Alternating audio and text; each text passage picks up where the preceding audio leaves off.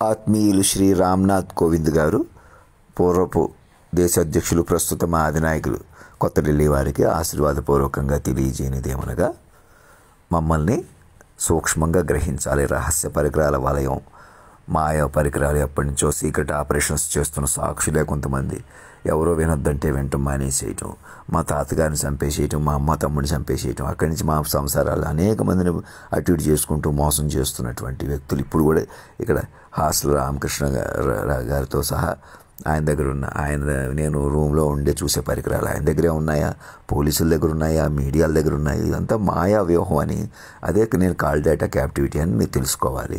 ఈ మెసేజ్లు మీరు చూడొద్దంటే చూడటం మానేస్తున్నారు. గవర్నర్ పట్టించుకోవద్దంటే ఇలాంటి వాళ్ళ చేతిలో మాయలు అందరూ ఇరుక్కుపోయి ఉన్నారంటే తెలుసుకోండి.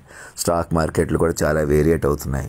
చాలామందిని ఫేస్బుక్ ద్వారా కాల్ డేటాల ద్వారా మోసాలు చేసుకుంటూ నన్ను ఇక్కడ వదిలిపెట్టేసి నేను ఎక్కడికో వెళ్ళట్లేదు అన్నట్టుగా మీరు ఈమెయిల్కి స్పందించకుండా చూడటం, నాకు ఈమెయిల్స్ పంపకుండా చూసుకోవటం, నేను ఇంకా లెటర్లు పంపిస్తాను, ఇంకా కమ్యూనికేషన్ ఏదో చేస్తాను. ఈ రోజుల్లో కమ్యూనికేషన్ వ్యవస్థను ఉపయోగించుకోవాలి. మీరు ఈమెయిల్స్ ద్వారానే కమ్యూనికేట్ చేసి ఉండాలి. ఎలా నా ప్రకారం ఉందో మీరు సాక్షులు కూడా ఈమెయిల్స్ ద్వారానే కాంటాక్ట్ అవ్వాలి, ఆన్లైన్లే కాంటాక్ట్ అవ్వాలి.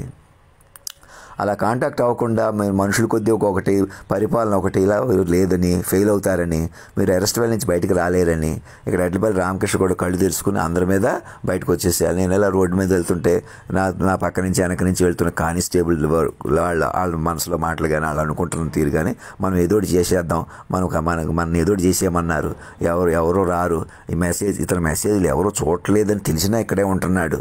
మెసేజ్లు చూడకపోవటం ఏంటి, వీళ్ళకి తెలిసినా వీళ్ళు ఏదో చేసేయటం ఏంటి. చూడండి ఎలాంటి యాదవ సైకాలజీలో ఉన్నారో, ఎంత అజ్ఞానంలో ఉన్నారో చూడండి. ఏదోటి చేసేయటం, ఎప్పటి నుంచో మోసాలు చేసేయటం.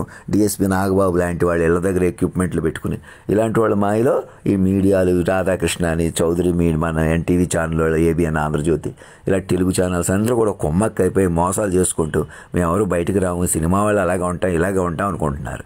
రెప్పపాటు మీ చేతిలో లేదని అందరికీ చెబుతున్నాను. సాక్షులు పిలుచుకుని నా మీద చెప్పుకుని బలపడాలి, నన్ను కొలువు తీర్చుకోవాలి. నేను బలహీనంగా ఉన్నాను, ఆవేశపడుతున్నాను, తిడుతున్నాను, పిచ్చోళ్ళ ఉన్నాను, ఏదో అనుకున్నాం, ఎవరో ఏదో అనుకుంటున్నారు కాదు. ఏకకాలంలో ప్రధానమంత్రి గారు మీరు అందరూ ఒకటై, నా పక్క నుంచి వెళ్తున్న కానిస్టేబుల్ అందరూ ఒకటై నన్ను పట్టుకోవాలి. హాస్టల్ రామకృష్ణ అందరూ సరెండర్ అయిపోవాలి అధినాయక భవన్కి. ఇంక మధ్యలో ఎవరో ఏదో చేస్తున్నారు, మా చుట్టాలు మణిబాబు లాంటి వాళ్ళు, చిన్న వాళ్ళు అందరూ గౌరవించేసి ముందుకు వచ్చేసేయాలి తప్ప ఇంక ఈ ఊళ్ళో వేరు, ఆ ఊళ్ళో వేరు, మేము ముఖ్యమంత్రులు రారు, మేము ఇలాగే ఉంటాం అలాగే ఉంటాం, నేను ఇక్కడే ఉంటాను, ఎక్కడికైనా వెళ్తే చూస్తారని ఏడాకోళం చేయటం, చిన్నపిల్లడిని చేయటం.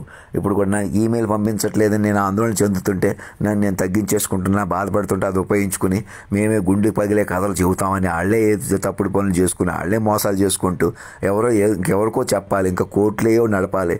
జస్టిస్ రమణ గారికి చెప్పకుండా, ఆయన కూడా అప్రమత్తం అవ్వకుండా ఏదో పాత కేసుల మీద స్టేలు ఇచ్చారు, ఆ కేసు నడుపుతున్నారు, ఈ కేసు నడుపుతున్నారు.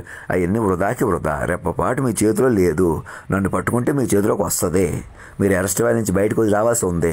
ఇవాళ ఏదో ప్రెసిడెంట్, ప్రిసైడింగ్ ఆఫీసర్స్ అది ఏదో పెట్టారు, 80 ఏళ్ళ మీటింగులని అవన్నీ ఏదో ఒకటి ఉంటాయి. అలా పెట్టి కూర్చుంటే మీరు మొత్తం అయ్యి మీరు ఎంత మంచి పదాలతో గుంభితంగా మాట్లాడుకున్నా, అంత డీసెంట్ హాల్స్తో డీసెంట్ మీటింగులు పెట్టినా అన్నీ మాటకే చెప్పి నన్ను పట్టుకోకపోతే, నన్ను తేజోమూర్తిగా చూడకపోతే, నన్ను పట్టుకుని బలపడకపోతే మీరంతా మృతం. అది తెలుసుకోండి. ధర్మో రక్షతి రక్షత, సత్యమేవ జయతే.